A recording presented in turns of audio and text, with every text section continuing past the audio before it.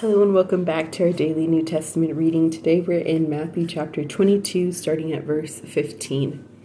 Then the Pharisees went and plotted how they might entangle him in his talk. And they sent to him their disciples with the Herodians, saying, Teacher, we know that you are true, and teach the way of God in truth, nor do you care about anyone, for you do not regard the person of men. Tell us, therefore, what do you think? Is it lawful to pay taxes to Caesar or not? But Jesus perceived their wickedness and said, Why do you test me, you hypocrites? Show me the tax money. So they brought him a denarius, and he said to them, Whose image and inscription is this?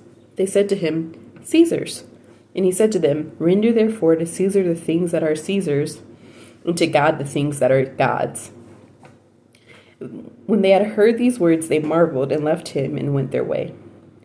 The same day, the Sadducees, who say there is no resurrection, came to him and asked him, saying, Teacher, Moses said that if a man dies having no children, his brother shall marry his wife and raise up offspring for his brother.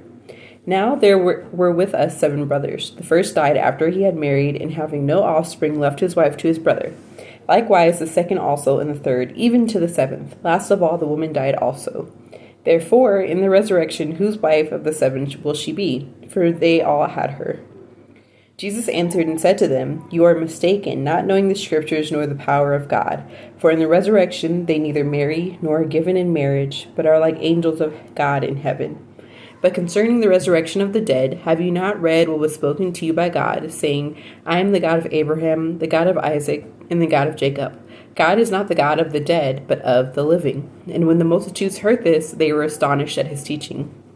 But when the Pharisees heard that he had silenced the Sadducees, they gathered together. Then one of them, a lawyer, asked him a question, testing him and saying, Teacher, which is the great commandment in the law? Jesus said to him, You shall love the Lord your God with all your heart, with all your soul, and with all your mind. This is the first and the great commandment. And the second is like it, You shall love your neighbor as yourself. On these 2 commandments hang all the law and the prophets.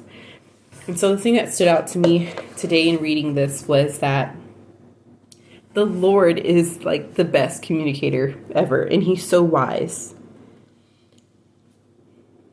Number 1, if you are in a situation where you need to communicate with someone who's trying to test you or tangle you up in your words, anything like that, I love that we have a Lord that we can go to and ask for help, and he will give us wisdom.